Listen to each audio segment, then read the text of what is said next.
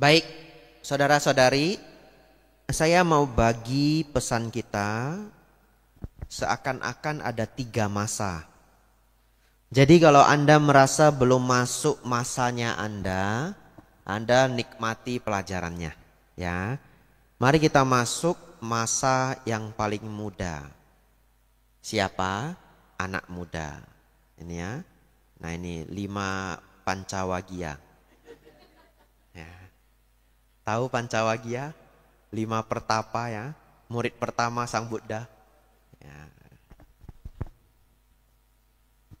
Iya, untuk semua anak muda yang hadir, Anda tahu Anda adalah makhluk yang cukup langka, ya. Masih umur muda tapi mau mendengarkan dharma, ya. Walaupun mungkin sebagian ada yang bilang saya dipaksa Bante, gitu ya. Ya, dipaksa pun ya enggak apa-apa lah, ya. Baik.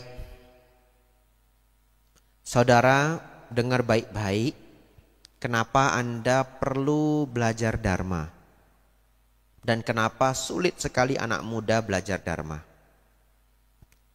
3 hal paling penting di dunia ini tidak boleh kurang. Kalau kurang, hidup Anda sulit. Ya, hidup Anda jadi sulit. Apa 3 itu? 1, kesejahteraan. 1, kesejahteraan. Tidak dipungkiri lagi ya, tidak ada uang. Saya langsung to the point lah, karena dengan anak muda ini. Tidak ada uang, hidup itu sulit.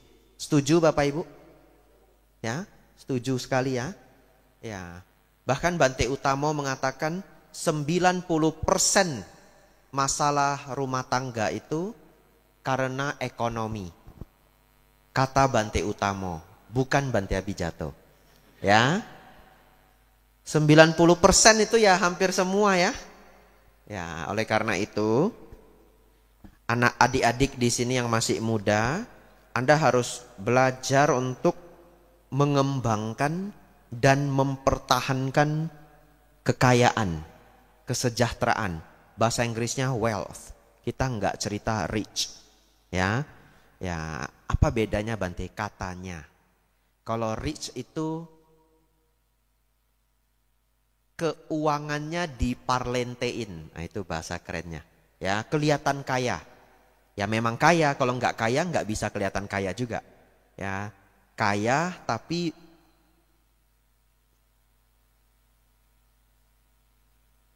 kalau wealth, nah kalau wealth itu dalam bahasa Inggris kesejahteraan, artinya asetnya banyak.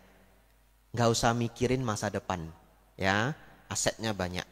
Kalau rich itu kelihatan kaya, tapi bisa saja terkadang hidupnya itu lebih besar pasak daripada tiang. Ya, jadi 12 tahun lagi habis, dia nggak ngerti. Dia bahkan nggak ngerti 12 tahun lagi duitnya habis. Ya, oleh karena itu kita harus cerita wealth. Wealth itu kesejahteraan. Dalam kalau diterjemahkan, ya silahkan masuk ya.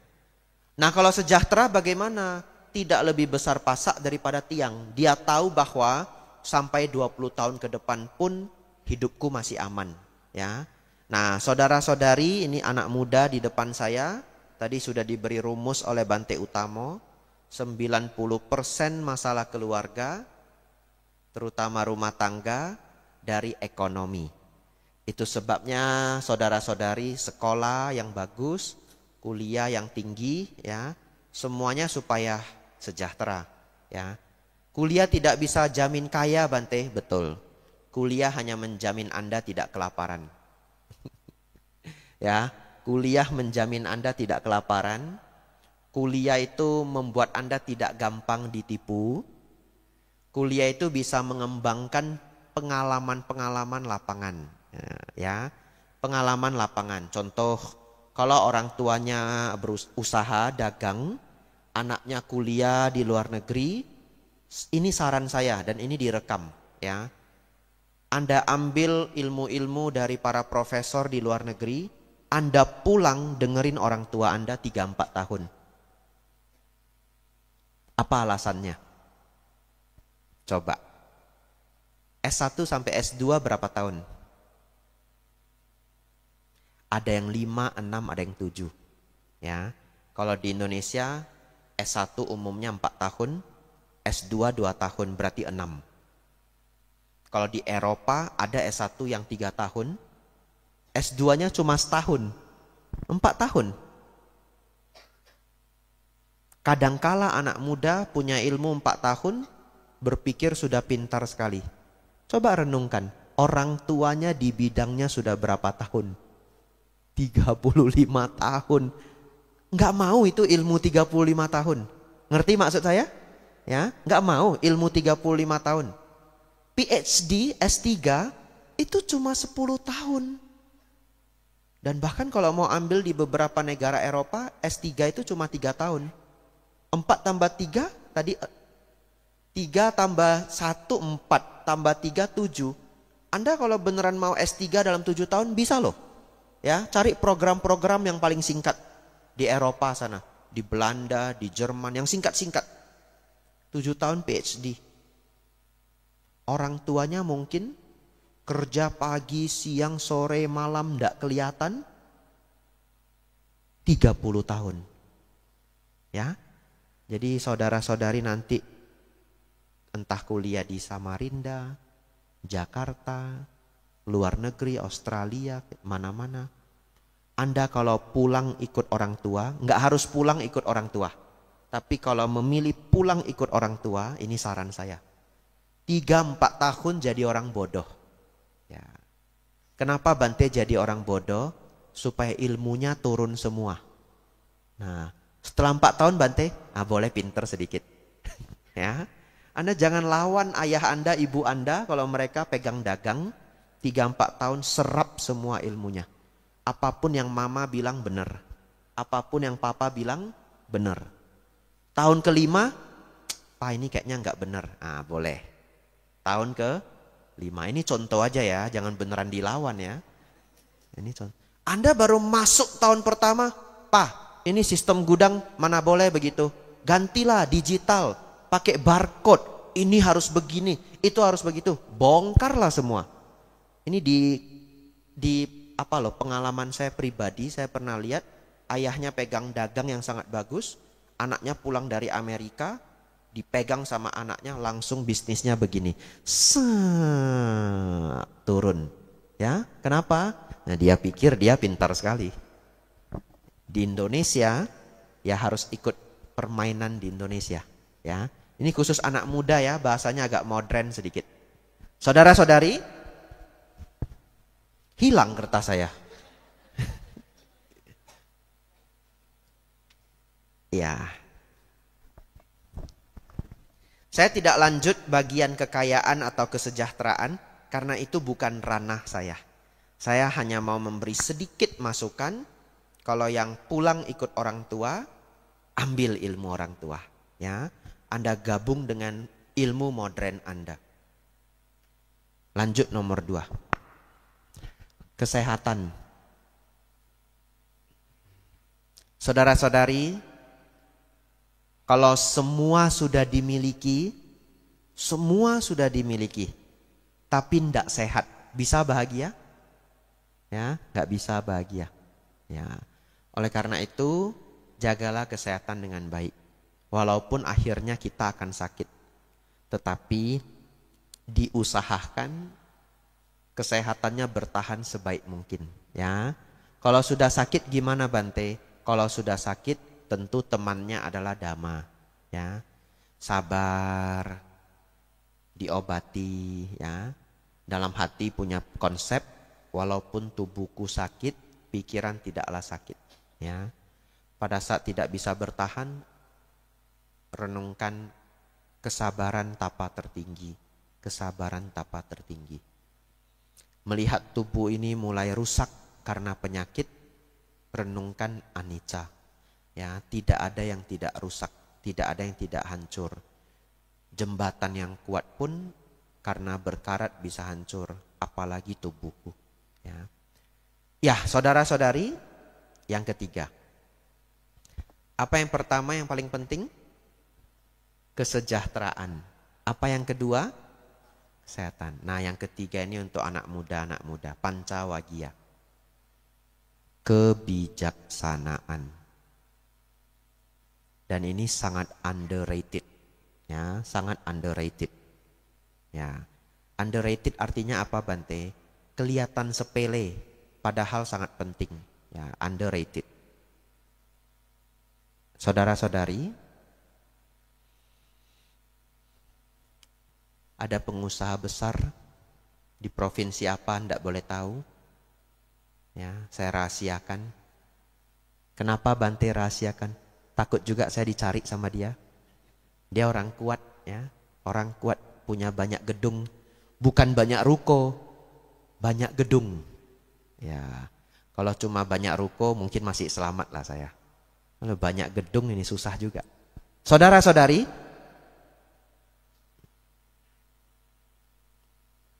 satu ketika anak laki-lakinya berantem sama ibunya. Ibu kandung. Berantem sampai bagaimana? Sampai ke pengadilan. Bisnis mereka sama. Ya. Akhirnya bagaimana? Lupa detailnya ya. Tapi kalau tidak keliru, anaknya menang.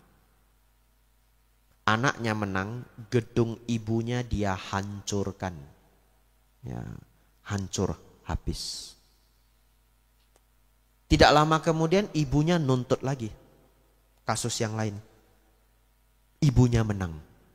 Gedung anaknya diambil. Nah, lebih pintar ibunya. Ya, diambil. Saudara-saudari, saya mau tanya. Punya uang yang banyak, badan sehat, tapi berantem sama orang yang paling disayang. Bahagia apa enggak? Enggak. Pulang kayak neraka, betul enggak? Ya. Belum lagi nanti tua. Nyesal enggak? Umumnya nyesal loh. Ya. Saya ketemu banyak sekali umat yang berantem sama ayah sendiri, sama ibu sendiri. Banyak sekali yang nyesal loh. Ya. Saya punya banyak cerita tapi saya enggak mau ceritakan. Enggak enak nanti orangnya dengar. Ya. Tapi saya punya banyak sekali cerita. Mereka yang berantem dengan orang tua, banyak sekali yang menyesal. Oleh karena itu saudara-saudari, kalau orang tua masih hidup, Anda sudah berantem lama, ya setidaknya Anda berusaha untuk diselesaikan. Akhirnya nggak dekat nggak apa-apa. Ya, karena udah sulit ya, udah 10 tahun nggak ngomong apa. Udah di-clearkan. Satu ketika ada kesempatan, Imlek datang, minta maaf. Dia nggak mau maafin saya, Bante, nggak apa-apa. Kita sudah minta maaf. Ya, saya diusir pula, Bante, nggak apa-apa, pulang aja. Ya, diusir ya pulang. Tapi selesai enggak? Selesai. Jangan benci lagi. Ya, selesai. Kalau dari pihak di sana mau benci kita nggak bisa kontrol. Ya, tapi kita selesaikan masalah itu supaya kita tidak menyesal. Saudara-saudari, ini hanya satu contoh ya, konflik di keluarga. Sekarang kalau keluarga itu konflik ribut, ayah anak atau anak ketiga dengan anak kedua dan sebagainya. Ada hubungannya enggak dengan kekayaan? Enggak ada, dalam artian yang kaya ada yang berantem, yang enggak kaya juga ada yang berantem, ya. Ada hubungan enggak dengan kesehatan? Enggak. Itu satu-satunya hubungannya adalah kebijaksanaan. Ada hubungannya enggak dengan pendidikan? Enggak juga. Ya, ada yang sekeluarga S2, S3 semua berantem, ada? Ada. Ya, ada yang sekolah mereka enggak tinggi tapi harmonisnya luar biasa, ada? Ada. Ada yang sekolah enggak tinggi berantem juga, ada? Ada. Segala kombinasi ada. Oleh karena itu adik-adik yang sudah mau hadir di sini, terpaksa maupun tidak terpaksa, ya, Anda ingat kata-kata saya ini. Saya juga tidak setua itu. Saya hanya umur 33. Ya, jadi Anda yang 23, 24 cuma beda 10 umur. Saya tidak setua itu, ya. Dalam artian apa? Masih sama-sama anak muda. Ya, saya hampir tua. Ya. Anda percaya saya, kumpulkan kebijaksanaan. Kumpulkan kebijaksanaan. hidup akan menjadi sangat baik. Kalau Anda bisa dapat 3 ini, betapa bahagia. Betul Bapak Ibu? Dan ada orang yang tidak tahu, dia tidak punya kebijaksanaan, dia juga enggak tahu. Kenapa? Karena orang tuanya juga enggak tahu. Ya, orang tuanya tidak punya kebijaksanaan, turun ke dia enggak punya kebijaksanaan. Dia enggak tahu. Yang dia tahu kenapa hidupnya penuh dengan masalah dengan semua orang. Kuncinya adalah dia tidak punya kebijaksanaan. Pertanyaan saya, kebijaksanaan cari di mana? Wihara. Belum tentu loh ada di sekolah. Ya. Orang tua Bante betul kalau orang tuanya bijak. Gak semua orang loh dapat orang tua bijak. Ya. Guru Bante juga nasib-nasib. Ya. Saya renungkan kok sepanjang hidup saya. Saya ketemu beberapa orang bijaksana. Tapi salah satu yang paling bijaksana adalah Sang Buddha. Kita ambil semua kebijaksanaan beliau. Baik. Ini bagian terakhir untuk anak muda. Terus Bante, kebijaksanaan saya mau nyari di mana? Saya kasih beberapa opsi. 1, yang paling kering. Apa artinya kering Bante? Textbook. Ini halaman 79. Manggala Sutta. Ya. Saya ketemu seorang ayah punya anak cukup banyak anaknya, entah 3 atau 4 ya. Sangat sukses. Sangat sukses. Semua anaknya sangat baik.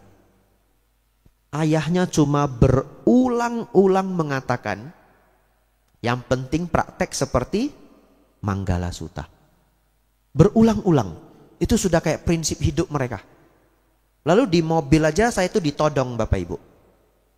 Pas naik mobil, bapaknya di sebelah kanan, saya sebelah kiri. Saya ditodong Bapak Ibu. Anak-anaknya di belakang. Bante, bener toh Bante, dari semua ajaran Sang Buddha, yang paling penting itu Manggala Sutta. Betul toh Bante? Di antara semuanya itu, Manggala Sutta sudah yang paling penting. Betul ya Bante ya? Sebenarnya kalau mau dijawab betul kan enggak ya? Ada Paticca Samuppada, betul ya? Jalan mulia berunsur 8, dan yang lain-lainnya. Saya diem gini. Tapi saya mikir ya, anak istrinya ada di belakang. Bapak ini sudah berkonsep Manggala Sutta adalah yang terbaik, tertinggi, terbaik. Kalau saya bilang, bukan Pak, bukan Manggala Sutta, saya takut diturunin juga Bapak Ibu. Ya, Bante jalan kaki aja, ya selesai persahabatan kita gitu. Lalu saya mikir, saya jawab begini, iya Pak, Manggala Sutta itu salah satu yang terpenting. Salah satunya cepet-cepet. Iya Pak, Manggala Sutta itu salah satu yang terpenting. Nah, tapi Bapak Ibu Saudara, nanti Anda pulang Anda baca sendiri. Ternyata memang Manggala Sutta ini adalah seperti rangkuman kurikulum seluruh ajaran Buddha. Jadi ini kurikulumnya. Ternyata Bapak itu bilang Manggala Sutta adalah yang terbaik, itu sudah benar. Nanti kita belajar yang lainnya semua nyenggol Manggala Sutta. Luar biasa sekali loh, ya. Saya buktikan ya.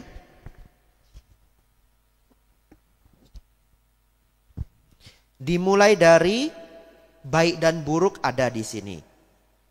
Hukum karma dalam artian jangan berbuat jahat ada di sini. Berarti sila selesai, betul ya? Membantu ayah dan istri membantu ayah dan ibu menunjang anak dan istri. Senang melakukan kebajikan. Berdana selesai. Betul? Ya. Ini 38. Saya hanya baca sebagian. Mendengarkan dhamma pada waktu yang sesuai adalah berkah utama. Kalau mau mendengarkan dharma jadi bijaksana. Setuju? Tanya selesai. Betul? Lanjut. Sabar mudah dinasehati. Mengunjungi para pertapa. Membahas dhamma sesuai pada waktunya, bersemangat mengikis kotoran batin, menjalankan hidup suci, menembus 4 kebenaran mulia dan mencapai nibbana, tamat. Arahat. Betul ya? Mencapai nibbana, arahat. Ternyata setelah saya baca, oh, ini kayak kita mau kuliah 8 semester, ini kurikulumnya. Ya, cuma nanti untuk mengembangkan kurikulum inilah kita perlu lanjutan belajar lagi. Nah, untuk anak muda, saya ketemu satu bapak yang sangat sukses ya. Rumahnya gede, imbang 1:1 dengan Pak Afu. Harus dipertemukan ini ya. Ya. Keluarga harmonis. 3 generasi loh harmonis, bukan 1 generasi loh. Ada nenek, ada cucu, pembantu di rumah, karyawan, pembantu banyak, semua happy saya lihat. Ya. Lalu bapaknya santai, santun, hidupnya sangat baik. Ya, sangat membuat orang lain iri. Nah, itu istilah bahasa Inggris. Saya terjemahkan. Sangat membuat orang lain iri. Dan dia hanya mengulang apa? Manggala Sutta. Ini yang paling basic untuk para anak muda. Tidak berhenti sampai di sana. Anda silahkan kumpulkan kebijaksanaan sebanyak mungkin. Kalau mau dari Buddhism, ya harus mau dari Buddhism ya. Apalagi sudah ikut Dhamma kelas ya, harus mau dari Buddhism. Bante Utamo, Bante Panyawaro, ya, Acan Bram. Lalu, ya saya pikir 3 itu sudah lebih dari cukup. Ya, Acan Bram bukunya tidak terlalu banyak. Kalau kita kumpulin semua, ya mungkin hanya 5 atau 7 yang bagus-bagus. Anda baca pelan-pelan, Anda bisa dapat kebijaksanaannya Acan Bram. Ya. Bante Utamo pelajarannya banyak sekali di YouTube ya, didengarin 3 tahun juga nggak habis. Ya, tapi saya melihat karena beliau mengajar di banyak tempat, pesannya ya cukup berulang. Tapi pesan yang berulang itu membuat kita bisa ingat ya, Bante Utamo. Terakhir adalah buku populer. Ya. Bertahun-tahun yang lalu saya habiskan begitu banyak buku populer. Dan di sana menambah kebijaksanaan dalam porsi yang besar, ya. Dan bisa membuat saya mengerti Dharma dengan caranya orang Barat. Orang Barat itu punya cara bagaimana menyederhanakan hal yang rumit. Jadi adik-adik di sini yang masih muda, ya, saya sarankan senang membaca. Baca buku-buku high quality, kualitas tinggi. Gimana carinya Bante? Salah satu caranya Anda lihat ratingnya. Anda bisa tulis best of the best books, buku terbaik. Anda punya persoalan apa yang ingin dipelajari, cari bukunya. Ini kita cerita anak muda ya. Ya, tapi yang merasa sudah tidak muda, mau ikut membaca juga sangat baik. Ya, supaya nggak cepat pikun. Ya. Bante baca 3 halaman aja ngantuk Bante, ya tidur. Nanti nggak bisa tidur juga cari saya. Sebenarnya kalau Anda membaca buku 3 halaman ngantuk dan tidur, itu selamat. Anda punya obat tidur alamiah, ya. Cuma kalau sudah berumur juga yang sulit itu mata sudah nggak kuat ya. Ya itu tantangan selanjutnya. Baca buku apa Bante? Banyak. How to Win a Friends and Influence People ya, Dale Carnegie. Ya, 7 Habits Stephen R. Covey. Itu kayak udah wajib banget ya. Setidaknya Anda cobalah 2-3 buku yang saya sebutkan. Ya, saya akan sebutkan banyak. Slight Edge, Jeff Olson. Atomic Habits, James Clear. Ya, Anda nanti suka topik apa yang lebih spesifik kasih tahu saya, mungkin saya bisa kasih buku terbaik. Ya, dari semua penulis buku yang paling saya suka Robert Greene. Ya, The Law of Human Nature, Mastery. 48 Laws of Power ya, tapi baca buku itu hati-hati ya, jangan jadi jahat. Ya, buku itu mengenai kekuasaan dan politik. Salah satu orang bijaksana yang sangat saya sukai, Naval Ravikant ya. Dia nulis buku apa di Almanak something gitu, saya lupa judulnya. Ya. Jordan Peterson, karena saya psikologi. Ya, dulu saya belajar bahasa Inggris pakai videonya Jordan Peterson. Mungkin selama 2 tahun saya translate subtitlesnya Jordan Peterson. Ya, dan banyak sekali kosakata sulit kayak conscientiousness, industriousness, rudimentary yang kita jarang pakai. Ya, tapi kalau adik-adik yang sekarang sekolahnya mungkin pakai bahasa Inggris, Anda jauh lebih beruntung dari saya. Ya, saya harus terjemahkan subtitle pelan-pelan. Buku yang sangat baik lainnya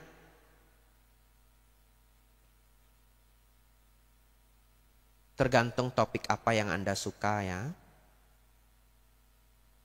The Four Agreements ya, sangat bagus. Ya, kebijaksanaan dari Meksiko. The Four Agreements. Kalau Anda orang yang suka negative thinking, boleh coba membaca The Four Agreements ya. Dan lain-lain, terlalu banyak. Mark Manson, Outlier, lalu Malcolm Gladwell, Tipping Point, everything. I can keep saying it. Anda mau minta 30 lagi pun saya masih ada 30 lagi. Ya, Bante kok pamer? Enggak pamer. Memang bahasa sama anak muda harus begini. Terus terang saja. Ya, saya baru dikritik, kritik yang membangun. Ada yang kritik saya. Bante, saya dengar Bante setelah pulang dari Amerika, ceramahnya kok sering pakai bahasa Inggris. Saya mikir, kayak dari dulu saya pakai bahasa Inggris. Kalau Anda udah lama dengerin ceramah saya. Tapi Anda mau tahu enggak kalau saya mau jujur? Pulang dari Amerika, saya nggak berani pakai bahasa Inggris. Beneran. Ternyata apa yang saya pelajari di Indonesia selama ini, sampai di sana ngobrol sama orang bule, bobempe, ting putong. Ngerti, tapi banyak sekali yang miss. Banyak sekali yang miss. Ternyata yang kita tonton di video lewat YouTube dan sebagainya, itu adalah bahasa Inggris yang kayak udah mereka formalkan. Saya susah jelaskannya. Ya, kalau video pelajaran dari dosen, dari apa, saya bisa ngerti semuanya. Tanpa subtitle, saya bisa ngerti semuanya. Tapi percakapan harian, saya terkejut loh. Saya nggak bisa ngerti loh. Saya bisa miss 30%. Sampai mereka tahu bahasa Inggris saya itu bukan orang native. Bukan orang Chinese yang lahir di sana. Karena kalau kita wajah Chinese pun dia pikir kita lahir di Amerika. Tapi begitu dia lihat kita kagok ya. Oh, dia sadar kita bukan dari sini. Dia turunin level bahasanya. Saya baru ngerti. Lalu saya pernah ketemu ibu-ibu orang kulit hitam. Ibu-ibu orang kulit hitam. Di jalan tiba-tiba panggil saya. Hai, you're a monk right? Buddhist monk. Kamu biku bahasa apa, biku Buddhis ya? Ya, saya bilang. Lalu dia ngomong cepat sekali. Pardon? Apa ini? Mampus saya ya toh. I can't understand you. Saya sudah bilang I can't understand you. Saya nggak bisa ngerti kamu. Dia ulang lagi. Pulang aja lah saya ya. Anda cari ceramah saya dalam bahasa Inggris. Nggak ada. Jadi setelah saya tiba di Amerika, saya jadi pesimis. Jadi saya dapat kritiknya bagus ya. Bante kok seneng pakai bahasa Inggris setelah pulang dari Amerika. Mungkin dia mau ngingetin saya, apakah Bante jadi sombong gitu ya? Enggak. Saya di sini di Samarinda saya mau ngaku. Setelah saya tiba di sana, saya jadi nggak berani ngomong bahasa Inggris. Ya, kalau beberapa hal saya keluarkan bahasa Inggris itu karena 2 hal. Satu, saya ngajarnya banyak anak muda dari kampus yang pakai bahasa Inggris. Ya, banyak sekali kampus di Jakarta pakai bahasa Inggris. Jadi, ya saya pakai aja bahasa Inggris karena beberapa hal itu lebih kena pakai bahasa Inggris. Contoh, don't take rejection personally. Don't take rejection personally. Ada yang paham? Paham ya? Yang bisa bahasa Inggris paham. Don't take rejection personally. Itu mau diterjemahkan sulit. Bisa kok Bante, bisa. Don't take rejection. Jangan ambil penolakan. personally, secara pribadi. Masih nggak kena. Ya, jangan ambil penolakan secara pribadi. Nggak kena. Terjemahkan lagi. Jangan sakit hati karena ditolak. Gitu ya. Ya, jangan sakit hati karena ditolak. Tapi Anda tahu enggak? Enggak pas 100%. Tetap lebih enaknya itu don't take rejection personally. Tapi saya keluarkan kalau ngajar di Jakarta, saya tahu semuanya ngerti ya. Kadangkala keluar peribahasa Inggris, dog eat dog world. Dog eat dog world itu sangat terkenal. Diterjemahkan jelek. Dunia di mana anjing makan anjing. Bahkan itu aja udah ditambahin. Kalau mau diterjemahkan bulat-bulat, dunia anjing makan anjing. Nah ini dia aja ketawa. Jadi memang beberapa hal nggak bisa diterjemahkan biar dapet feelingnya. Kok saya jadi curhat ya? Saudara-saudari,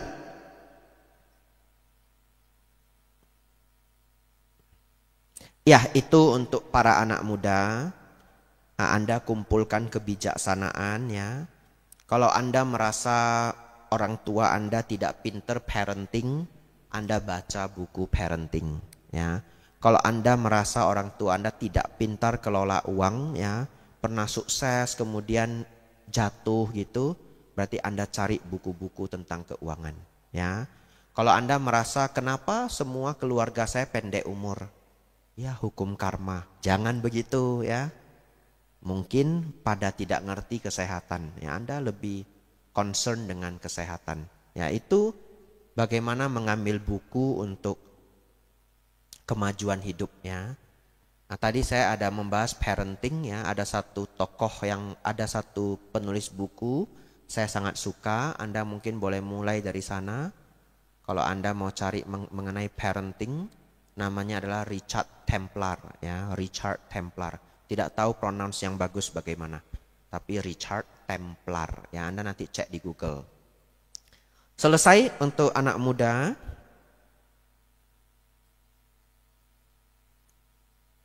Saya tinggal 2 topik lalu kita tanya jawab ya. Ini untuk semuanya saja. Tidak terbagi umur lagi. Kemarin saya buat ceramah Dharma, saya bagi per umur ya. Seru sekali pelajarannya menurut saya, per 10 tahun dari usia 0 sampai usia 60. Itu talk show di Palembang dengan Pak Ponijan ya. Saya mikirnya 4 hari Bapak Ibu ya untuk nyusun pelajaran itu. Makanya masih saya promosiin sampai sekarang ya. Anda cari di channel Sikadama Sriwijaya.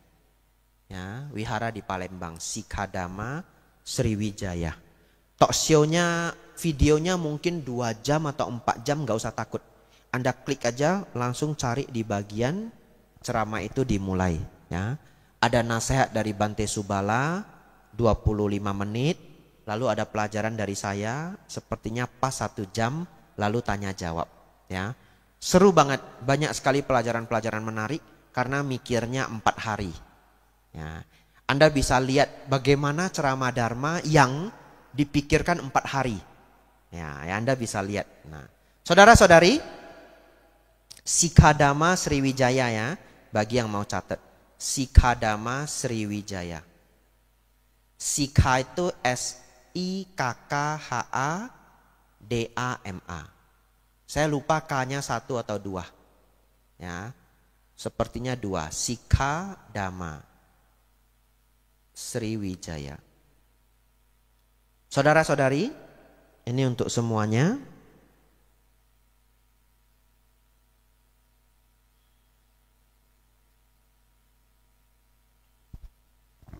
Latihan Dharma itu punya maksud yang jauh lebih mendalam dari yang kita bayangkan. Saya ulangi, latihan Dharma itu punya maksud yang lebih mendalam daripada yang kita sadari. Bapak Ibu Saudara pernah dengar enggak?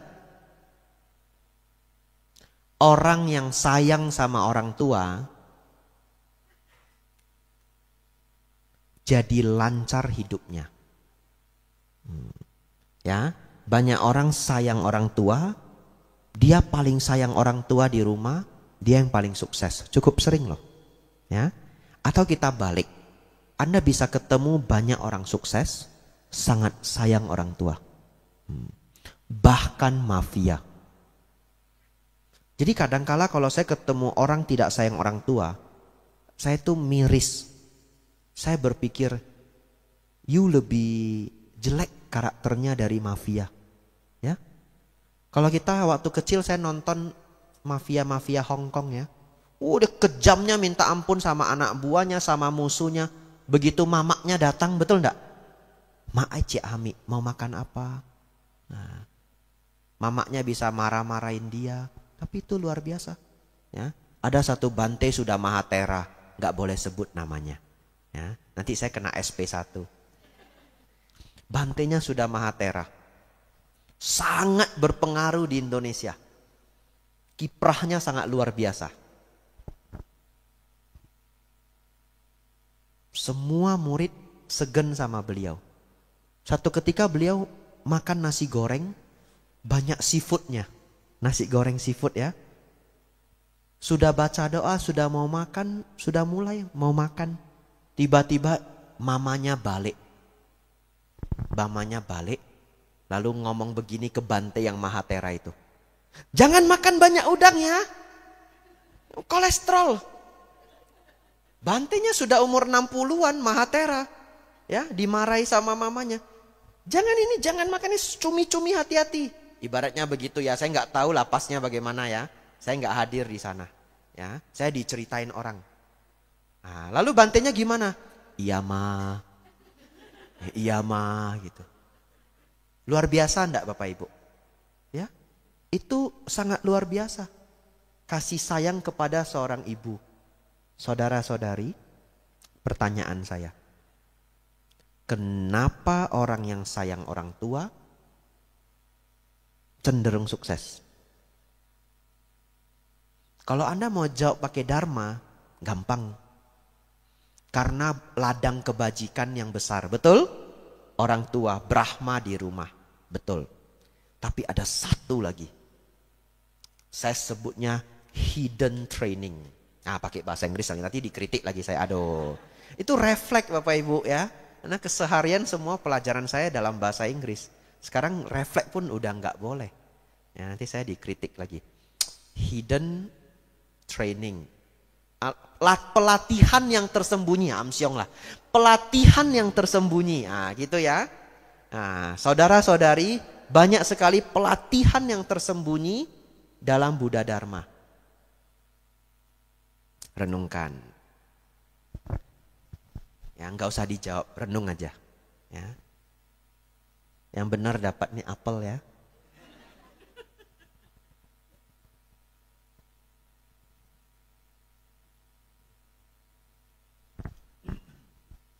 Siap-siap Bapak Ibu ya. Ini saya mikirnya lama.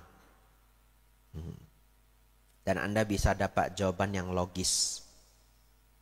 Selain jawaban dharma. Karena ladang kebajikan. Ya. Bapak Ibu setuju enggak? Kan banyak Bapak Ibu yang umurnya di atas saya. Ya. Saya sering ketemu orang sukses. Saya dengerin cerita mereka. Tidak semua tapi banyak. Yang di dalam ceritanya itu dia ketemu orang. Ketemu orang itu bisa teman, paman ya, sepupu, kenalan, ngasih tahu dia ini bagus, bahkan dia dibimbing, dikasih jalan. Sering sekali loh. Jadi Bapak Ibu pernah enggak atau cukup sering enggak mendengar orang yang menjadi sukses berkat bantuan orang lain? Ada? Ya. Bantuan enggak harus uang ya. Yang zaman ini kita sebut koneksi, betul? Ya, bahkan ada orang yang bilang koneksi itu segalanya. Sampai ada yang begitu loh. Pertanyaan selanjutnya. Kenapa orang itu mau bantu? Itu. Kalau orang yang membantu itu umumnya kan dia sudah sukses juga, betul? Pertanyaan selanjutnya, yang sudah sukses ini pinter apa enggak pinter? Pinter, ya. Apalagi kita kalau cerita berbisnis. Berbisnis itu sulitnya minta ampun, tidak ada manualnya. Karena masalah yang muncul itu kadang belum pernah terjadi. Anda hanya bisa mengandalkan pemikiran Anda dan pengalaman. Ya, itulah sulitnya berbisnis.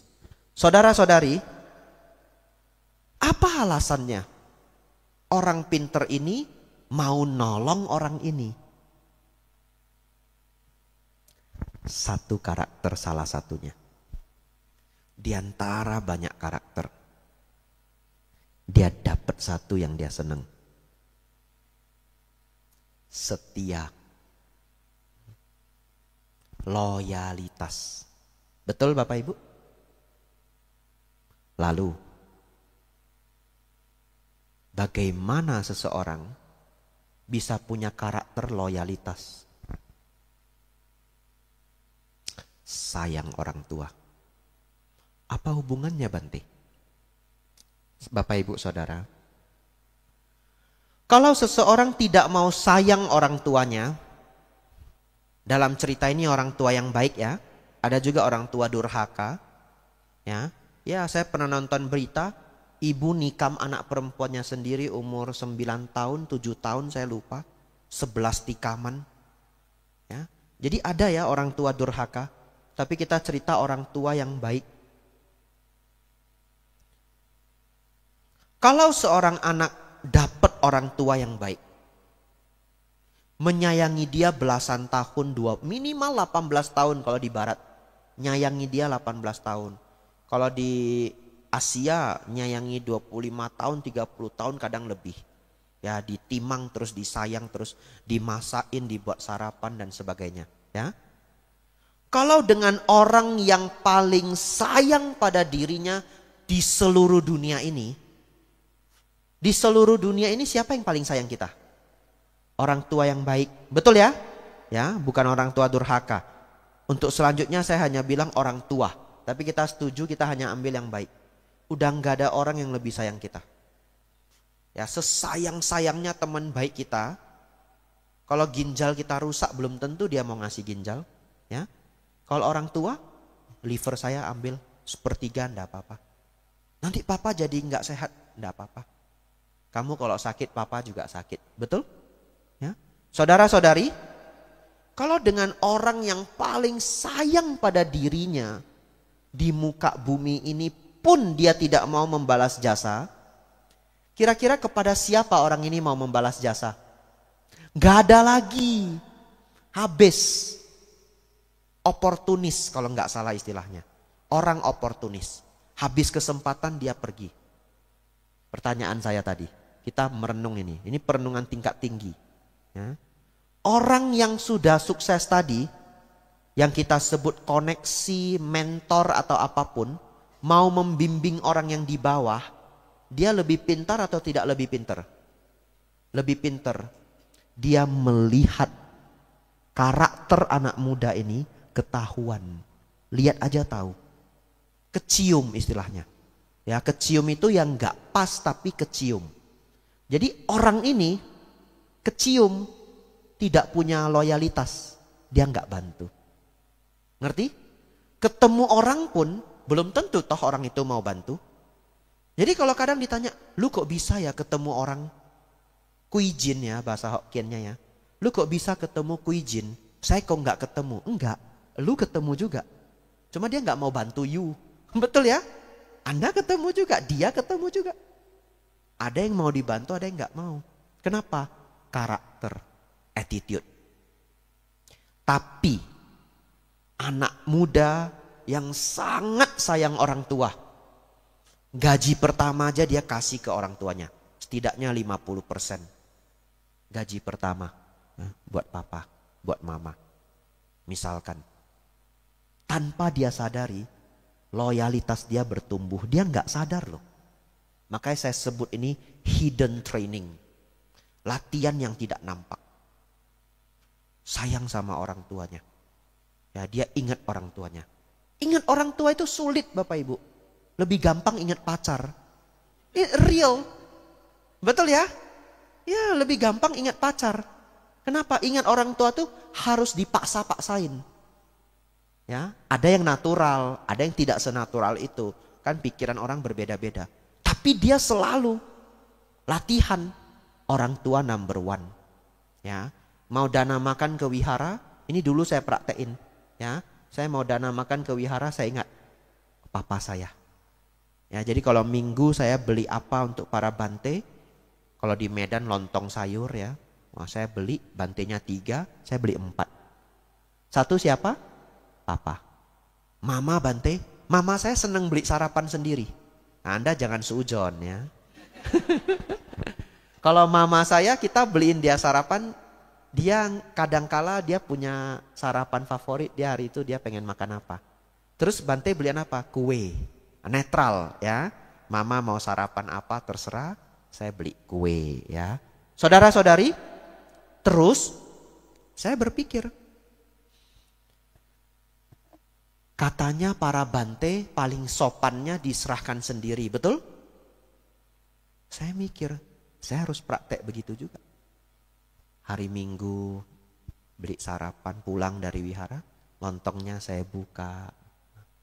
Pak itu saya beliin lontong, sudah full service. Ya, bukan cuma ada lontong Pak itu, udah full service. Ya itu prakteknya. Tanpa disadar Bapak Ibu, loyalitas bertumbuh.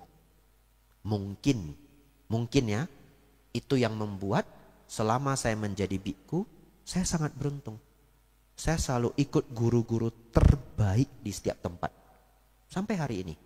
Di Indonesia dapat yang terbaik. Berangkat ke Thailand dapat yang terbaik. Ya, terbaik dari yang terbaik selalu. Apakah biku lain tidak ketemu guru terbaik itu? Ketemu. Tapi gurunya mau memilih siapa kan terserah gurunya. Ya. Jadi ini untuk semua anak muda, ya, sayang orang tua. Anda akan muncul karakter dari alam bawah sadar Anda yang Anda nggak bisa palsuin. Orang lain akan merasa. Ya, pokoknya deket anak ini anak beda ini. Saya senang sama dia. Kadangkala orangnya juga nggak tahu loh. Bedanya apa ya? Nggak tahu. Tapi anak ini bagus. Ya, dia cuma bisa bilang anak ini bagus. Saya mau bantu dia. Saya senang sama dia. Ya, lalu diangkat jadi kepala cabang. Bentar aja, naiknya cepat sekali. Saudara-saudari, nomor 2.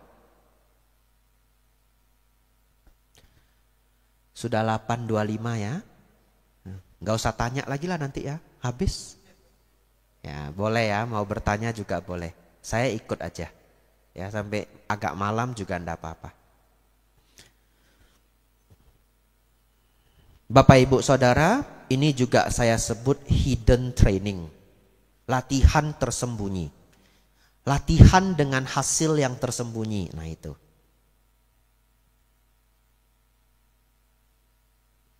Banyak sekali orang berdana memberikan sesuatu kepada orang lain dengan harapan rezekinya bertambah. Ada Bapak Ibu? Ada. Boleh? Sangat boleh ya. Semoga rezeki saya lancar. Semoga apa yang saya lakukan lancar. Sangat baik. Tapi jangan berhenti sampai di sana. Bapak Ibu Saudara harus mulai latihan ketika berdana. Munculkan setidaknya 50%. Ya, kalau bisa lebih bagus. Pemikiran apa? Ingin Anda bahagia. Ngerti? Kalau selama ini kita berdana untuk pengharapan kita, ada bahasa Inggrisnya self-centered. Saya terjemahkan. Terpusat pada diri. Ya, karakter keterpusatan diri. Mikirin diri sendiri dulu. Kalau selama ini kita berdana untuk karma baik, supaya rezeki lancar, supaya kesehatan lancar, pertanyaan saya, itu berpusat pada diri sendiri enggak? Iya ya, namanya self-centered. Itu ada egonya. Saya ingin ajak Anda latihan yang lebih tinggi. Ketika Anda berdana, munculkan pemikiran, semoga Anda bahagia atas dana yang diberikan ini. Semoga Anda senang, semoga Anda bahagia. Kalau bisa 100% luar biasa. Kalau belum bisa 100%, 50%, 70%. Semoga Anda berbahagia. Dan toko saya lancar, gitu ya. Kenapa? Kenapa Bapak Ibu? Sama jawabannya. Anda pernah enggak ketemu orang? Enggak tahu kenapa? Anda tahu dia bukan orang baik. Pernah? Ya, dia enggak ngomong loh. Lihat aja. Sudah ngomong sama keluarganya, hati-hati. Kayaknya bukan orang baik. Kok tahu? Ya, feeling, instingnya. Tapi salah satunya apa? Body language dia. Dan itu sesuai dengan dharma. Kok bisa Bante? Apa yang Anda pikirkan, itulah yang Anda ucapkan, itulah yang Anda perbuat. Jadi kalau pikirannya sangat negatif, itu terpancar. Pikirannya sangat positif, itu terpancar. Sebaliknya Bapak Ibu. Kalau kita sudah bisa mulai belajar, setiap tindakan kita itu untuk membahagiakan orang lain. Membahagiakan orang lain. Kendati pun dimulai dengan 50%. Naik ke 70%. Naik ke 80%. Tubuh Anda itu akan terpancar ketulusan. Dan Anda nggak bisa malsuin itu. Nggak bisa malsuin itu. Itu adalah hasil latihan jangka panjang. Sebaliknya, Anda ketemu orang, orangnya nggak tahu mengapa.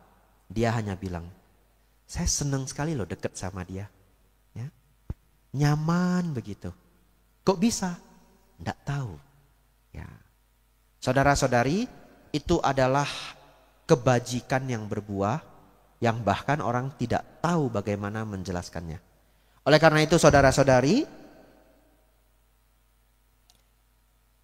praktiklah dhamma dengan sepenuh hati, Anda dapat manfaat jauh daripada yang bisa Anda pikirkan. Hari ini saya keluarkan atau saya ajak Anda merenung dua hal yang belum terpikir, betul ya? Masih banyak yang lainnya, ya. Tapi dua hal yang tidak terbiasa kita pikirkan. Terakhir sebagai penutupannya, semoga belum terlalu lelah. Bapak Ibu Saudara, terutama yang belum kenal saya, ya. Nama saya Bante Abijato.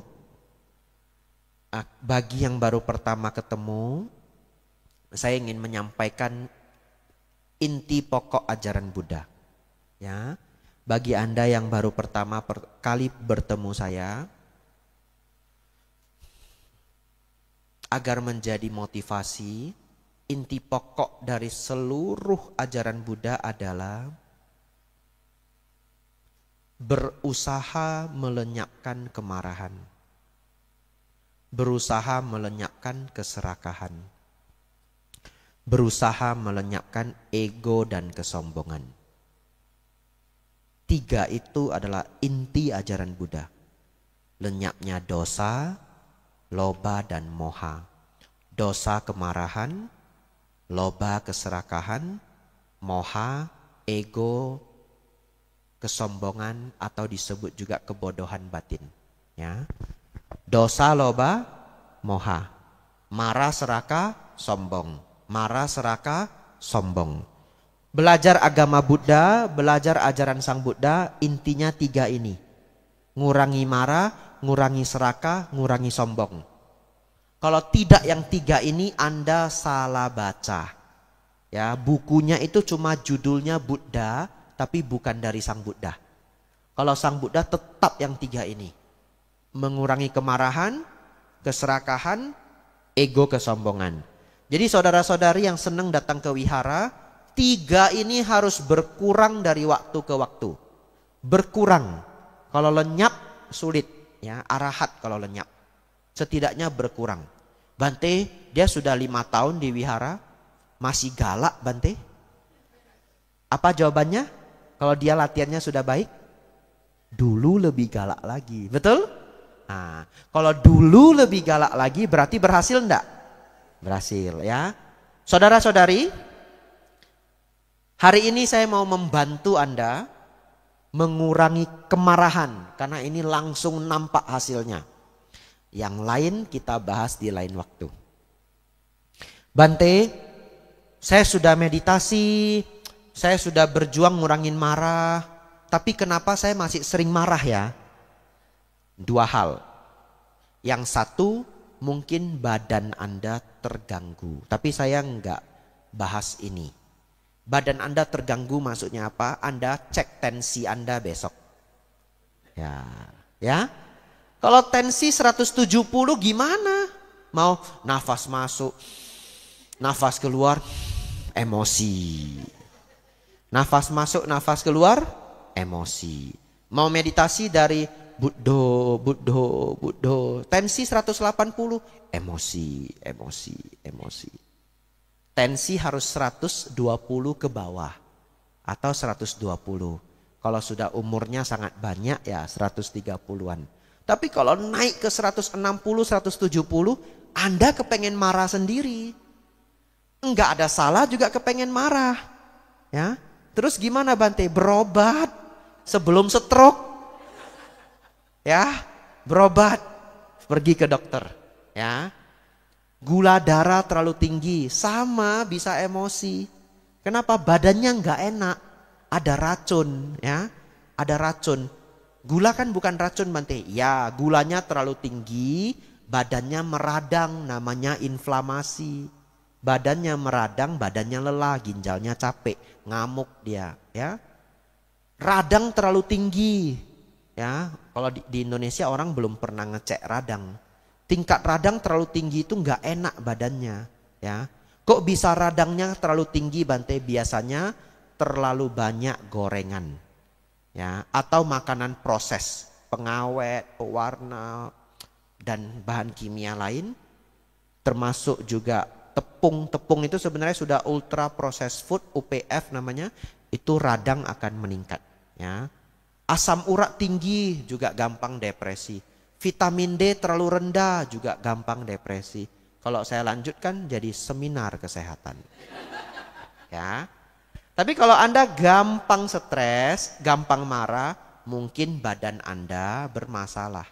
Sakit mah, ya. Belum sakit tapi asam lambungnya udah tinggi. Nah, itu juga gampang sekali nggak nyaman gitu. Baik, cerita badan tidak sehat kita kesampingkan. Anggap ini badan sudah sehat ya. Badan sudah sehat. Bante, badan saya sudah sehat Bante. Masih mau marah Bante. Sering sekali saya marah Bante. Seminggu 5 kali. Minum vitamin aja nggak 5 kali seminggu. Baik, ini jawaban terbaik saya. Siap-siap ya. Respon Anda keliru. Itu. Respon Anda keliru. Apa maksudnya? Kita selalu merespon dunia Bapak Ibu, ya. Apapun yang terjadi di kita itu kita respon. Terutama dalam bentuk ucapan dalam hati. Tapi Anda tidak sadar, ucapan-ucapan dalam hati itu kita dapat dari orang tua dan lingkungan. Kita dapat, itu disebut template. Ya, template itu apa bahasa Indonesianya? Cetakan, ya, lebih kurang cetakan. Nah, udah template-nya begitu, udah cetakannya begitu. Kita hanya mengulang. Itu yang kita download dari kecil, kita masukin ke kepala kita. Saya kasih contoh. Bapak Ibu anggap ya, kita semua pedagang. Anggap ya, kita semua pedagang. Jualan. Kita semua pedagang. Contoh yang pertama, orang tua kita, ini contoh ya. Orang tua kita dagangnya itu dari waktu ke waktu turun. Nggak bagus. Ya, sampai akhirnya tokonya tutup. Kita belajar dengan ayah yang dagang nggak pinter. Contoh ya. Baik, ikut si ayah. Si ayah packing barang. Orangnya belanja, dia packing. Lalu dia tanya, sudah semua Pak? Sudah. Nah, dia mau tutup toh bonnya ya. Tiba-tiba orangnya nambah. Anggaplah toko obat ya. Karena saya dulu jual obat Bapak Ibu ya. Contoh yang lain saya bingung ya. Itu bedak Johnson & Johnson ada? Ada. Ah, mau ya 2 botol. Pergi ambil 2 botol. Ada lagi? Itu aja. Tutup ya, mau packing ini. Fitcom ada, Fitcom. Fitcom itu murah. Jadi ngambilnya kesel. Ya, Fitcom ada. Berapa lusin? 3 aja yang jeruk. Selusin pun enggak. Begitu ya? Ada lagi? Coba dipikir. Itu aja. Jalanlah ke belakang. Ini udah emosi nih. Ya. Jalan ke belakang, dia ngomong apa di belakang? Sikit-sikit nambah macam beli banyak banget. Habis waktu saya ngurus dia 1 orang. Anaknya rekam enggak? Rekam loh. Anaknya rekam loh. Keluar lagi. Udah mau packing. Minta Hansaplast Jumbo 2 ya. Ini mau apa lagi? Ya, Hansaplast aja, nggak ada lagi. Yakin? Sampai digituin pelanggannya. Kabur enggak? Kabur. Pelanggannya kabur. Sekarang orang tua nomor 2. Orang tua nomor 2 ya. Nah, sama-sama jualan. Wah, toko obatnya laris luar biasa. Sama kasusnya. Sudah packing. Orangnya mau nambah. Fitcom ada? Ada. Mau berapa Pak? Berapa lusin? Ah, yang jeruk 3 ya. Jeruk 3. Strawberry mau? Anggur? Ditawarin. Vidoran Smart? Ada yang sirup juga loh. Anak rekam enggak? Rekam. Ah, itu Vidoran Smart 2 botol yang besar. 6 aja Pak, laris loh ini. Ah, bolehlah 6. Lalu dia balik ke belakang. Kalau dagang gini nak. Betul? Jangan pakai marah. Senyum. Berhasil enggak anaknya? Itu saya cuma kasih 1 contoh loh. Kalau 20 tahun? Ya?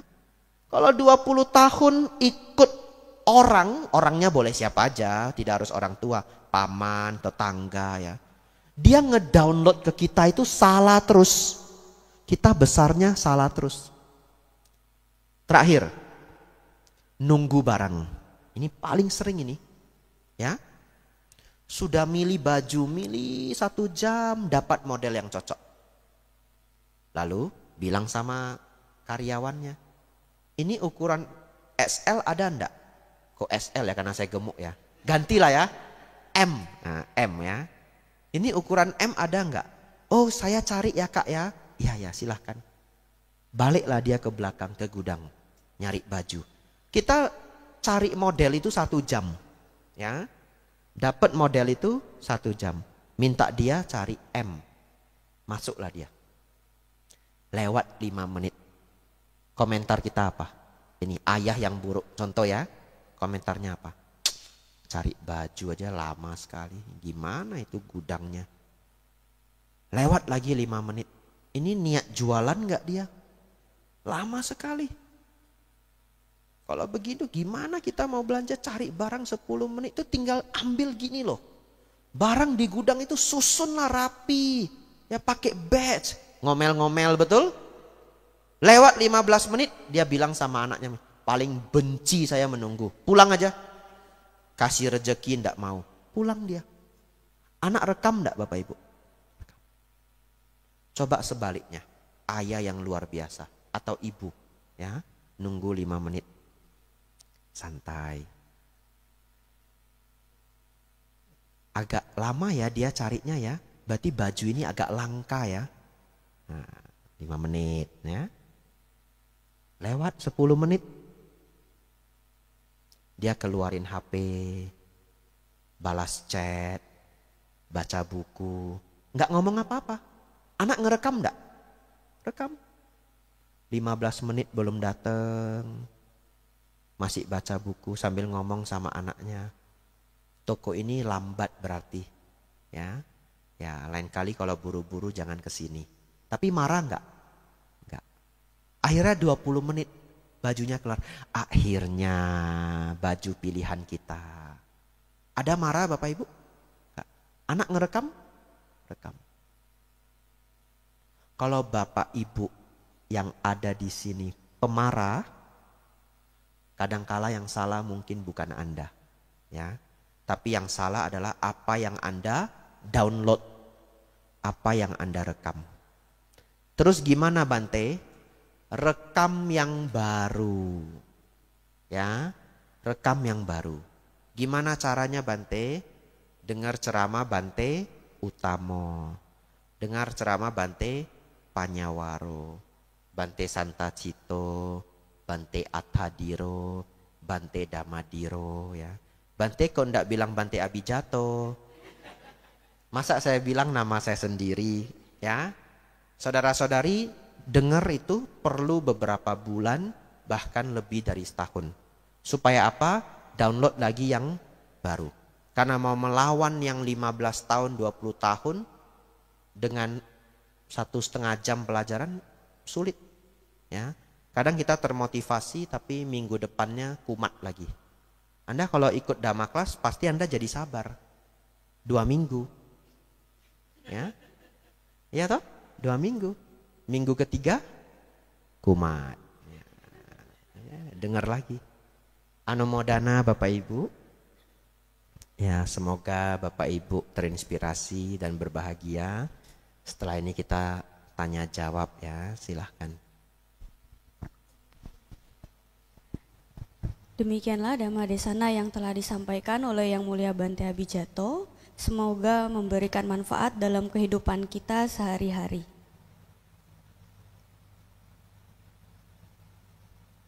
Saya akan buka 2 pertanyaan terlebih dahulu. Saya akan mengutamakan kepada Bapak Ibu atau saudara-saudari yang belum pernah bertanya. Itu didahulukan, bukan berarti tidak boleh, boleh. Silakan 2 pertanyaan, 1 orang 1 dulu ya.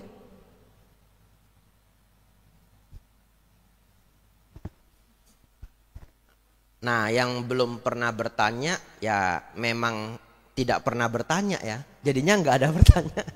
Ya, silahkan, silahkan.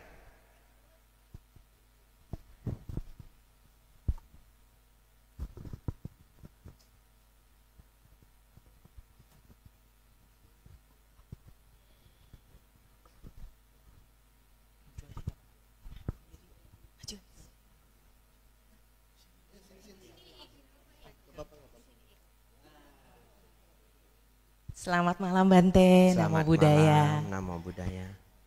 Ini sebenarnya pertanyaan tentang parenting Bante, yang mungkin dialami oleh yang punya anak kurang lebih seumur saya Bante.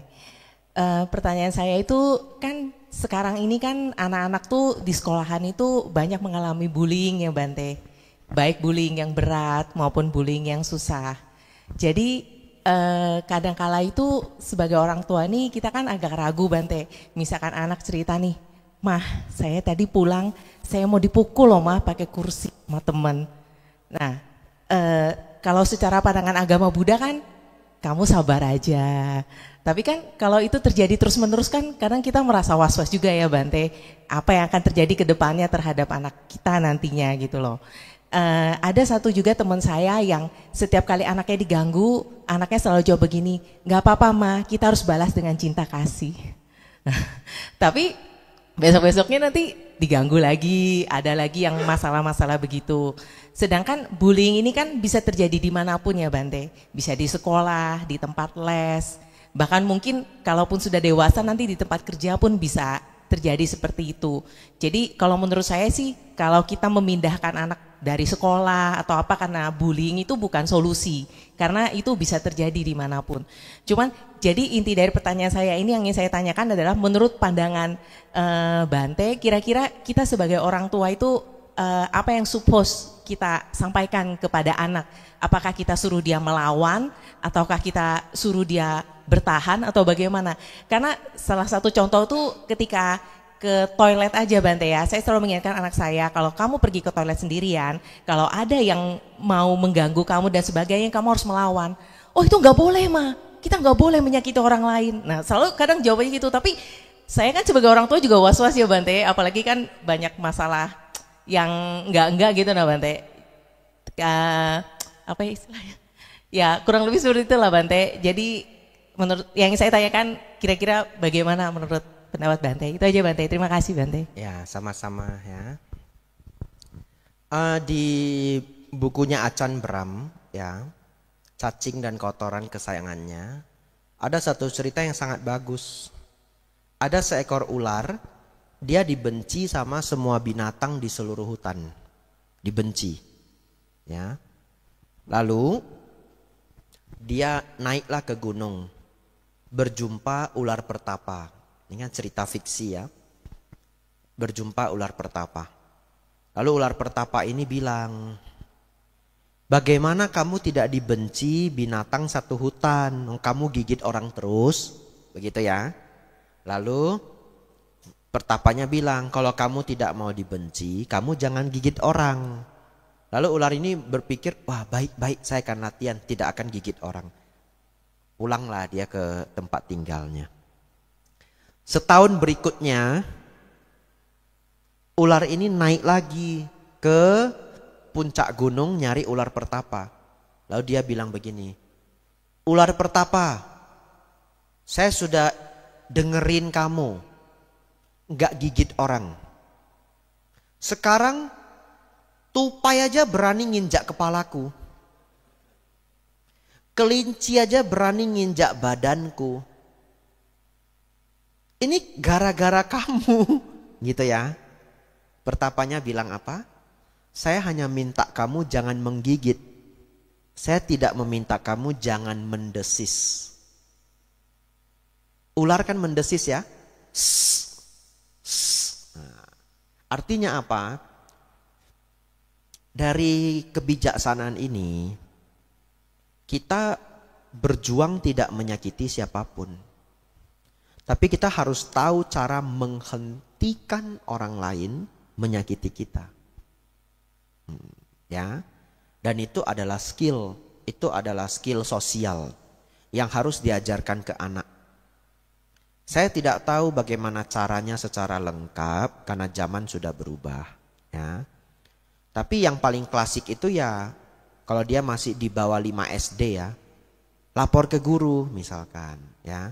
Begitu dia diganggu, langsung lapor, jangan pakai tunda. Nah, anak seperti itu nggak mungkin diganggu gitu. Apalagi kalau dia dipukul, begitu hari itu dipukul, langsung datangin kepala sekolah. Se-ekstrim itu. Iya nggak apa-apa se-ekstrim itu. Ngajarin anak se-ekstrim itu, dia nggak akan diganggu. Kenapa? Ini kalau ceritanya anaknya perempuan ya. Nah, laki-laki ya juga boleh. Karena dulu saya punya guru. Beliau guru terbaik di sekolah saya, dapat hadiah cincin emas. Saking hebatnya beliau ya, dapat award dari yayasan atau dari kepala sekolah saya lupa, hadiahnya cincin emas. Namanya Ibu Sumarni, ya. Ya, namanya Ibu Sumarni. Ibu ini sangat luar biasa, nggak pernah mukul murid, nggak pernah bentak murid sama sekali. Tetapi kelas sebandel apapun tidak berkutik sama beliau. Hebat. Bagaimana cara beliau? Itu yang saya pelajari banyak dari beliau. Beliau selalu menghentikan perilaku buruk begitu perilaku itu start. Jangan nunggu besar. Contoh kalau ini kelas, ada yang ngobrol. Beliau nggak mau nunggu kelas itu ribut. Tapi begitu satu orang entah di mana ngobrol, dia langsung panggil, langsung. Contoh, Michael. Anggap nggak ada yang namanya Michael ya. Begitu ngobrol, Michael, kesini. Langsung maju. Apa alasannya Anda berbicara ketika saya mengajar? Apakah A, kamu meremehkan saya? Apakah B, kamu menganggap pelajaran bahasa Indonesia tidak penting? Apakah C, kamu sudah lebih pintar dari saya sehingga tidak perlu mendengarkan saya? Apakah D, apalah gitu ya? Apa? Bingung toh kita jawabnya, ya? Bukan semuanya, Bu. Lalu apa? Apa? Ditagih. Iseng, Bu. Iseng. Terus saya harus bagaimana? Kamu iseng, saya harus bagaimana? Dihukum, Bu. Kamu yang bilang ya. Beli buku 12 halaman. Disuruh beli buku 12 halaman. Nulis, saya berjanji tidak akan berbicara di kelas bahasa Indonesia. Enggak worth it. Enggak worth it. Cuma ngobrol sama teman. Semalam Titanic lu nonton enggak? Teman belum jawab kita udah dipanggil. Ya. Terus hukumannya 12 halaman. Tidak ada guru seperti itu. Beliau terlalu ekstrim memberikan hukuman. Tapi enggak mukul. Betul ya? Enggak mukul, enggak berlebihan, enggak bentak. Enggak. Kelas beliau anteng semua diam dengerin. Ribut yang kedua kali. Orang yang sama.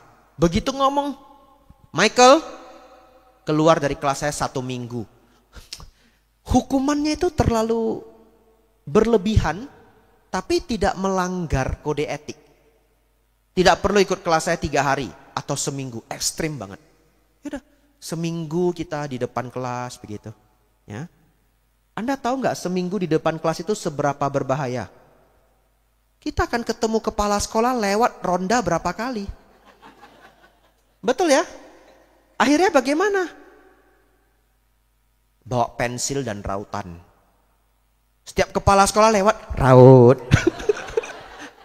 Iya. Duduk. Nanti kepala sekolah lewat lagi, jalan ke WC. Siang Pak. Tapi seminggu itu ketahuan. Lihatin nih orang kok ketemu terus. Kamu kenapa di depan terus? Gak masuk pelajaran? Diusir Pak. Diusir? Sama siapa? Ibu Sumarni. Kamu ke kantor saya. Nah, kena lagi. Coba 3 kali ngobrol. Yang ketiga apa? Panggilan orang tua. Ternyata beliau tahu. Anak-anak yang bandel di sekolah. Umumnya anak broken home. Ya, preman sekali. Mukul orang lain. Apa preman banget. Mereka paling takut panggilan orang tua.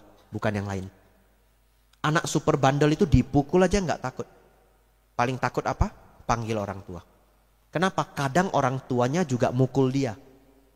Atau orang tuanya bahkan nggak di dekat dia. Atau dia ribut sama orang tuanya. Pokoknya ribet banget. Begitu panggilan orang tua mereka takut sekali. Ya, saya malah belum menjawab ibu ya. Jawabannya adalah menghadapi bulian dari teman itu adalah skill sosial. Kita sebagai orang tua harus membekali mereka dengan kemampuan itu. Supaya nanti dia bertahan, survive, selamat dimanapun. Ya, caranya gimana? Banyak hal ya, tapi yang saya dapat dulu waktu kecil, saya kalau diejek, saya pulang ke rumah saya ceritain, Pak saya diejek begini. Papa saya ngajarin ini. Kamu kalau diejek senyum aja. Kalau diejek senyum aja. Nanti dia nggak ngejek lagi. Beneran? Iya. Kenapa? Dia capek katanya. Nggak ada responnya. Ya, kamu diejek kamu senyum aja. Saya lakoni. Jadi di sekolah teman saya itu semua dapat nickname. Nama orang tua. Ya. Jadi kok namanya Michael jadi Abun. Iya, papanya Abun, ya. Anaknya namanya Richard jadi Aguan gitu ya, atau Acai gitu ya, pokoknya lucu-lucu. Saya tidak pernah dipanggil nickname. Kenapa? Saya nggak pernah marah. Mereka panggil papa saya iya, panggil nama saya iya, nggak seru. Yang paling seru itu adalah yang mencak-mencak, betul? Iya, yang mencak-mencak. Jadi itu social skill. Terus negur. Saya kalau diganggu saya negur. Ya, kamu jangan ganggu saya lah. Kamu kok diganggu kan nggak mau juga. Ya, negur ringan. Itu mendesisnya. Ya, tapi kalau sampai dipukul, dibully apa ya itu cerita lainnya. Saya akan tutup. Kalau di kelas itu ada anak yang terlalu aneh, mungkin memindahkan sekolah adalah jawabannya. Ya, karena orang aneh itu bisa ada di mana aja. Dan anak kita sudah terlanjur konflik sama dia. Ya, tetap. Jadi saya tidak mengatakan memindahkan anak bukan solusi, tidak. Kadang pindah ke tempat lain itu ada benarnya. Itu sangat mirip dengan bekerja. Ya, kadangkala kita bekerja dapat manajer yang aneh banget, konflik nggak berhenti-berhenti. Kerja 1,5 tahun seperti di neraka. Akhirnya apa? Resign, pindah ke tempat lain. Begitu ke tempat lain, wah ini baru namanya manajer yang baik. Betul? Jadi orang yang aneh itu tetap ada. Itulah kebijaksanaan dan kecerdasan orang tua, dengerin cerita anak. Ya, dengerin secara lengkap kita bisa menilai temennya ini ekstrim tidak.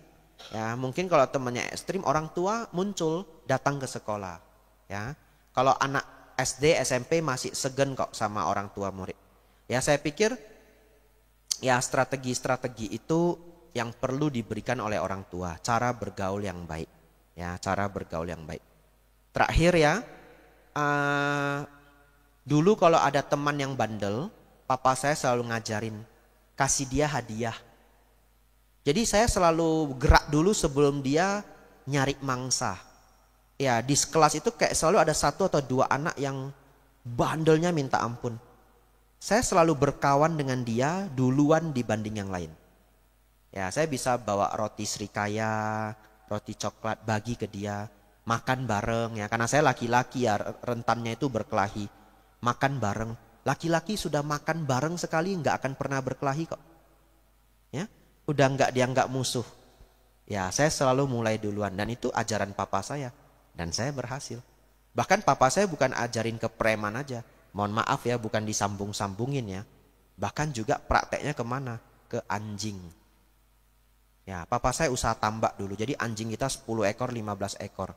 Setiap saya mau ke tambak dikasih roti Mary. Roti Mary kering 2 bungkus, saya masih kecil, masih TKB kelas 1 gitu ya, bawa roti Mary. Begitu sampai di tambak, bagi roti Mary ke siapa? Anjing. Mereka nggak pernah gigit saya. Kenapa? Kasih roti.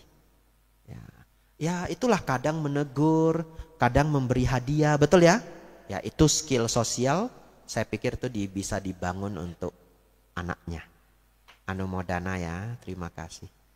Sudah jam 9 malam Bapak Ibu Saudara. 1 pertanyaan terakhir siapa mau? Wah 3 ya. Deketan lagi semua, silahkan. 3-3-nya boleh, saya jawab cepat-cepat. Ini kayak janjian ini ya. Silahkan.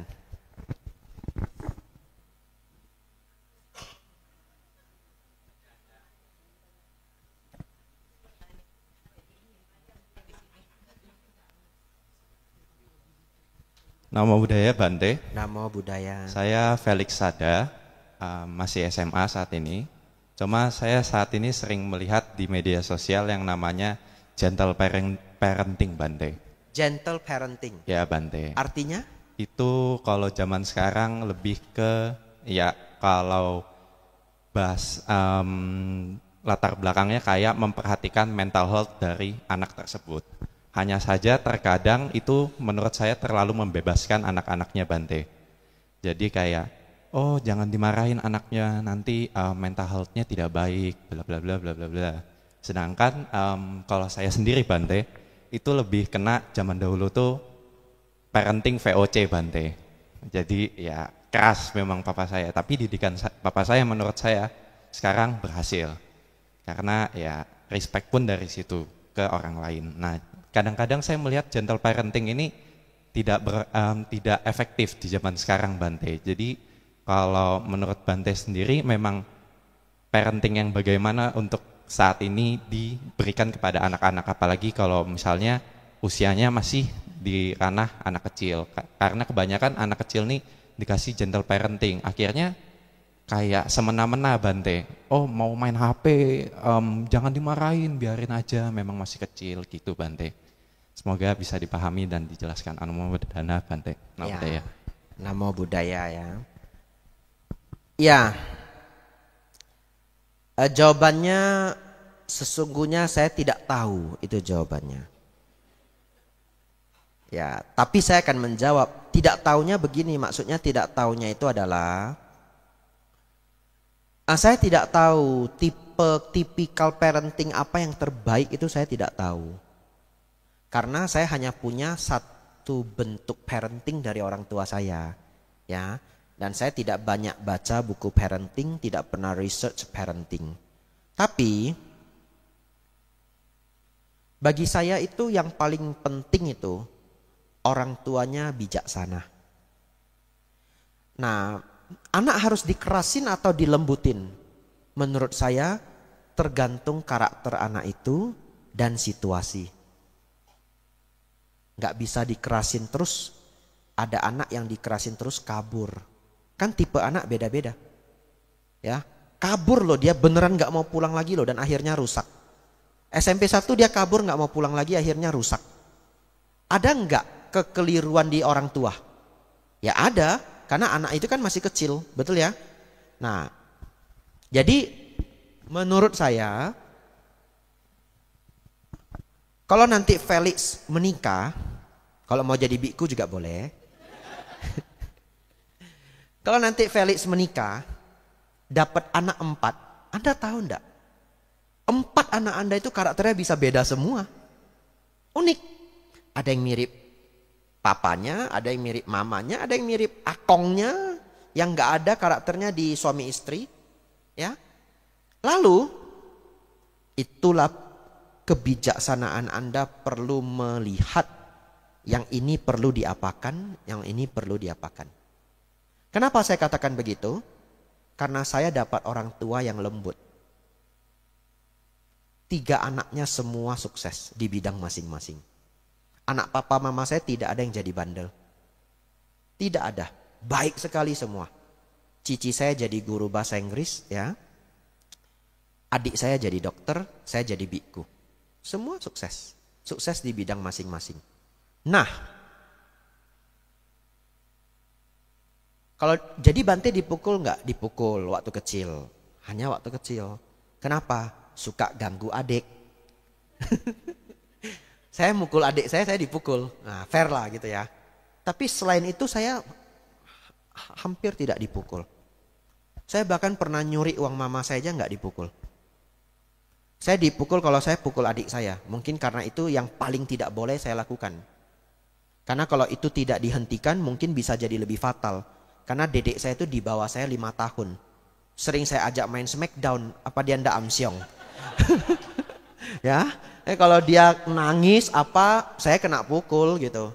Tapi yang lainnya semua tidak. Papa mama saya itu lembut sekali ke kami. Dan kami semua berhasil. Jadi melihat suasana rumah kita yang sangat berbeda dan dua-dua anaknya oke, bagus, berarti bukan di lembut atau kerasnya. Berarti ke apanya? Kebijaksanaan dan cara menjelaskan. Nah, orang tua saya itu sangat logik, semuanya dia jelaskan. Papa saya punya prinsip, ya Anda nggak usah ikut ya. Papa saya punya prinsip anak laki-laki itu nggak bisa dilarang. Itu prinsip dia, nggak tahu kenapa.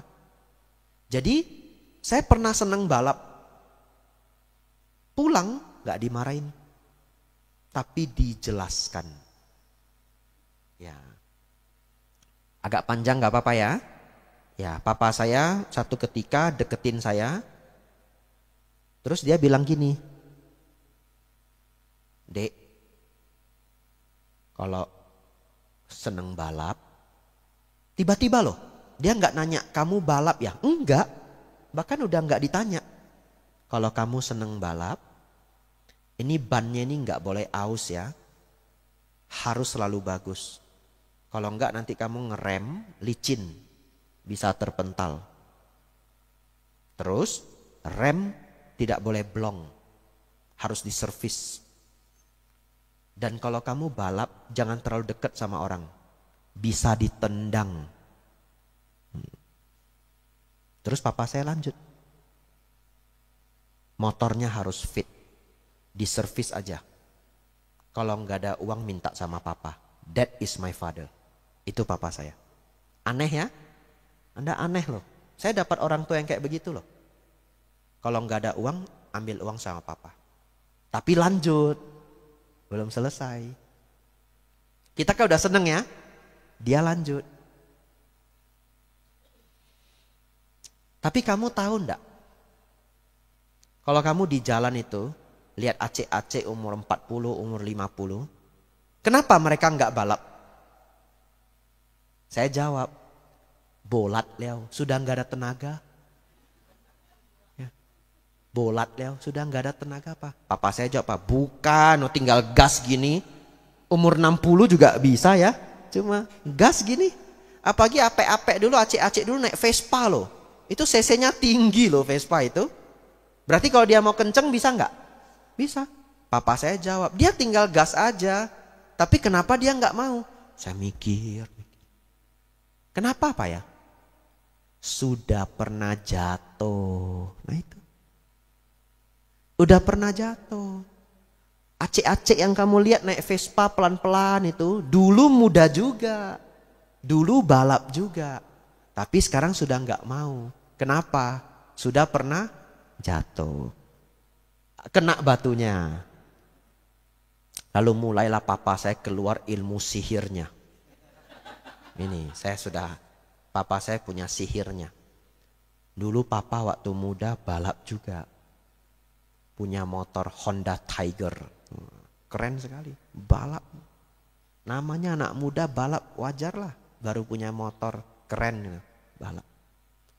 Satu ketika puar jatuh, kaki habis semua. Pakai sarung 3 bulan. Pakai sarung 3 bulan. Ya, kamu hati-hatilah ya. Kalau mau balap ya boleh, tapi jangan sampai jatuh, jangan ditendang orang. Motor harus fit. Ya. Kalau enggak ya bagus. Ya. Ya, anak enggak bisa dilarang. Dia selalu begitu. Udah selesai. Tapi sihirnya udah masuk. Betul ya? Besoknya saya mau balap langsung terngiang sarung. Pakai sarung 3 bulan loh. Kayak ada bayangan-bayangan. Gak bisa balap lagi saya. Gak bisa. Ya, kapok saya. Ya sudah, gak mau lagi. Ya, papa saya seperti itu ya. Saya nggak tahu bagaimana menerjemahkannya. Beda orang tua, beda cara. Tapi orang tua saya sangat berhasil. 3 anaknya sukses semua. Jadi mungkin untuk Felix, karena tadi mengatakan VOC parenting, mungkin yang terbaik itu jalan tengah. Ikut Sang Buddha. Ya. Ya. Murid Sang Buddha toh? Ya. Tidak selalu keras, tapi tidak lembek sekali supaya anaknya katanya nggak jadi generasi stroberi, betul ya? Ya, tidak stroberi juga, ada kuat-kuatnya, tapi itu nanti Anda lihat karakter anak Anda. Karena saya lihat orang tua saya ke adik saya sedikit berbeda.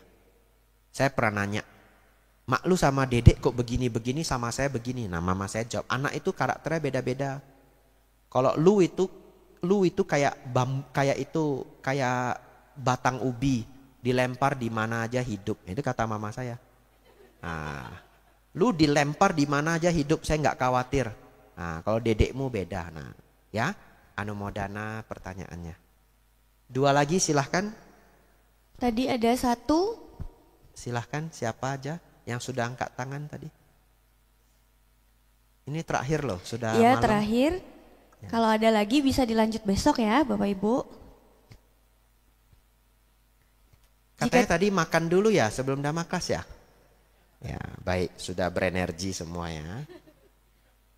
Siapa tadi terakhir silahkan.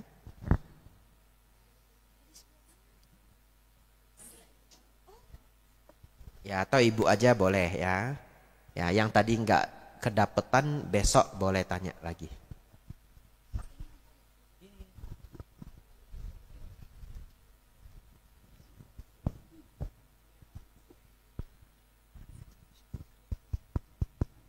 Selamat malam Bante, Namo Buddhaya. Selamat malam, Namo Buddhaya. Saya senang sekali mendengar Dhamma dari Bante.